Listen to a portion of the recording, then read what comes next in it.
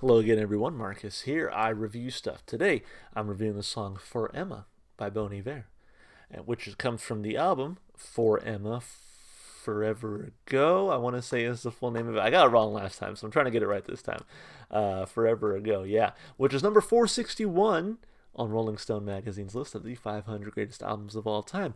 By the way, this song is part of my ongoing series where I'm listening to songs that come from albums that are on Rolling Stone magazine's list of the 500 greatest albums of all time. The way the series works is I'll do videos for 2, maybe 3 songs from each album, and then I'll just go listen to the rest of the album on my own. And eventually I'll come back and let you know what I thought about it. So, again, this is number 461 on the list. I did read the About section for the album in the last song I did from this album, which was Skinny Love, which I really enjoyed. So, kind of hoping I enjoy this one as well. Only the second Bon Iver song I've ever heard. So, I guess this will be the second one I've ever heard. Haven't heard it yet, but anyway, with that, I say we jump right in. Again, this is Bon Iver for Emma. Let's do it. Already like super different.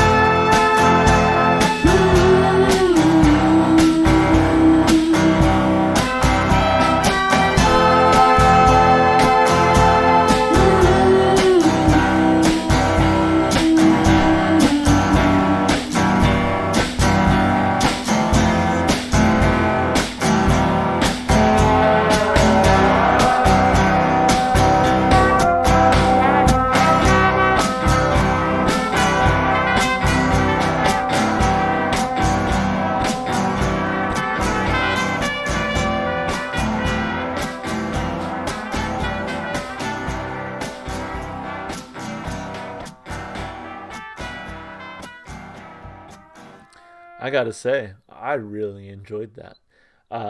That I think is a little bit more my speed. Skinny Love, nothing wrong with Skinny Love. It was a fine, fine song.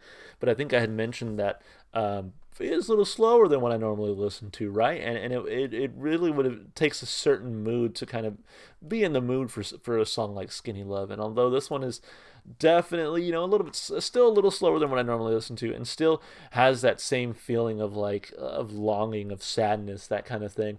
I think it does it in a way that there are more contexts in which I feel comfortable listening to it, if that makes any sense at all.